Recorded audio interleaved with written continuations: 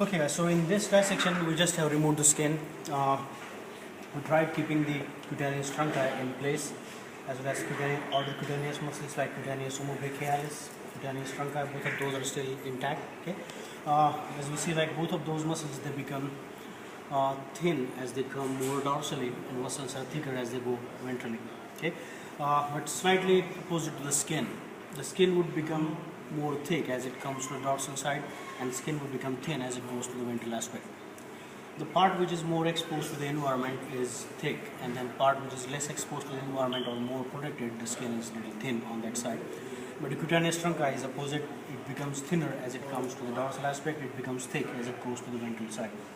And usually cutaneous trunci is associated with the deep pectoral muscle along its ventral border. And usually you find a vein running between the deep pectoral muscle and the cutaneous trunci, which emerges from the axillary region and then continues backward on superficially on the abdominal wall. The vein is called superficial thoracic vein or spur vein.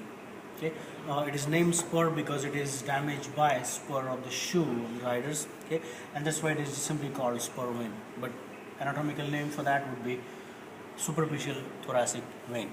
Okay.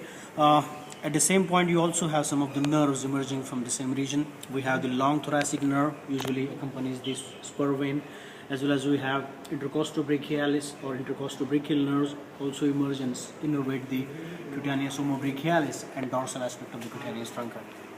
So cutaneous trunci is basically innervated by two different nerves, lateral thoracic nerve as well as intercostobrachial nerves.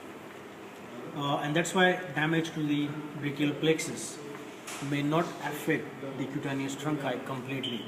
The dorsal aspect of the cutaneous trunci would still be functional because some other nerves are also involved in nerve supply to the cutaneous trunci.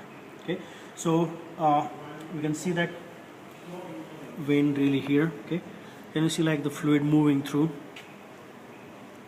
On the other donkey, we'll see it more clearly. Okay. Along this line we have the spur vein or superficial thoracic vein. This is cutaneous omobrachialis, this is cutaneous trunci. In the neck, these muscles would continue as cutaneous coli, and same muscle would continue further into the head or in on the face. That would be called platysma or cutaneous fascia. Okay, so a few other things in the cranial aspect or in the deep dissection of the thorax, or you can say chest from the cranial view. As we remove this omotransversalis and brachiocephalicus muscle, okay, we expose the subclavius completely. Now the subclavius in the horse is completely developed. We saw in the ruminants that muscle was only extended up to the shoulder joint. It wasn't extended further dorsally, but here it is extended further dorsally to attach to the deep fascia of the supraspinatus muscle. Okay, so that is the subclavius muscle. If I try to trace that muscle more backward to its origin, then I'm going to find that muscle comes from the sternum, and that's why it was considered as one of the pectoral muscles for a long time. Okay, but this is now distinguished as the individual muscle, so which is called subclavius. Okay. In the dog we don't have subclavius. In the ruminants we have subclavius, but with smaller extent or less extent. What about this muscle, this structure here, and this muscle here?